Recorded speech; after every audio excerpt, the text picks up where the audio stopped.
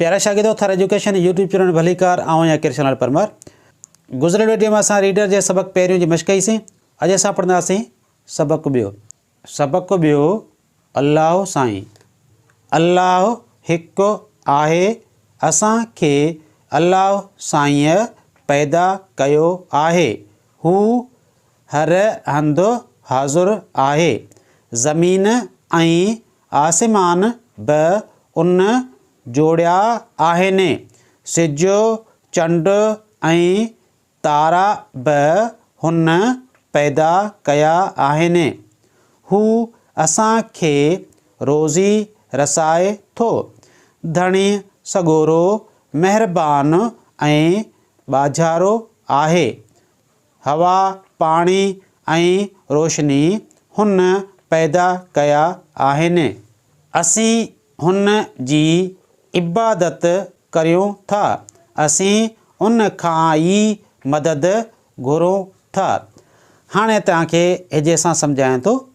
हिसीन ज़बर स, बेज़र ब, कॉफ पिश को, सबक को, बेज़र बे, ये वायो, बेयो, अलिफ लाम ज़बर लाम खड़ी ज़बर ला, हे पेशो, अल्लाह।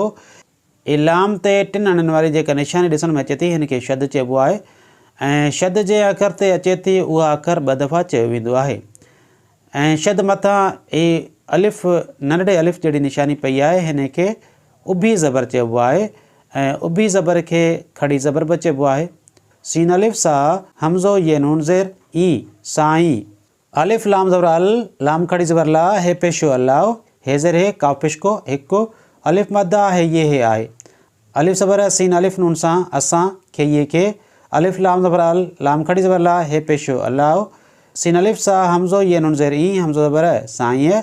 पे ये ज़बर पे, दाल अलिफ दा, पैदा, काफ ज़बर क, ये वायो, कयो, अलिफ मद्दा है, ये हे आहे।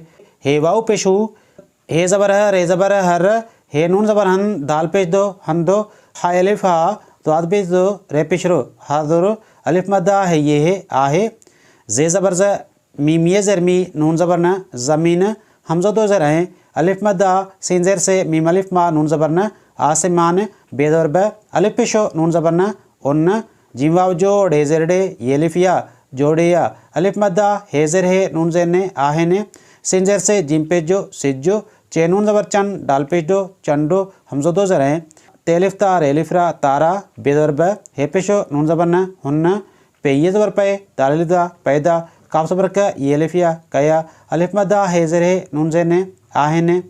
हे वाव पेशू, अलिफ ज़बर सीन अलिफ नून सां, असां खे ये खे, रे वावरो, ज़े ये ज़रज़ी, रोज़ी, रे ज़बर सीन अलिफ सा, हमज़ो ये रसाए, थे वाव थो, दाल ज़बर ध, नून ये ज़रनी, धणी, सीन ज़बर स, गे वाव गो, रे वावरो, सगोरो, मीम ज़बर म, हे ज़ेर हे, रे ज़बर, बे अलिफ बा, नून पेशनो, मेहरबानो, हमज़ो दो ज़र हैं, बे अलिफ बा, जे अलिफ जा, रे वावरो, बाजारो, अलिफ मद्दा, हे ये हे आहे, हे ज़बर वाव अलिफ आ, हवा, पे अलिफ पा, नून ये ज़रनी, पानी, हमज़ो दो ज़र हैं, रे वावरो, शीन ज़बर श, नून ये ज़रनी, रोशनी, हे पेशो, नून ज़बर न, हुन, पे ये ज़बर पे, दाल अलिफ दा, पैदा, काफ ज़बर क, ये अलिफ या, कया, अलिफ मद्दा, हे ज़ेर हे, नून ज़ेर ने, आहेने, अलिफ ज़बर सीन ये नून ज़ेर सी, असीं, हे पेशो, नून ज़बर न, हुन, जीम ये ज़ेर जी, अन ज़ेर ए, बे अलिफ बा, दाल ज़बर द, ते ज़बर त, इबादत, काफ ज़बर क, रे ज़ेर रे, ये वाव नून पेशूं, करियूं, थे अलिफ था, अलिफ ज़बर सीन ये नून ज़ेर सी, असीं,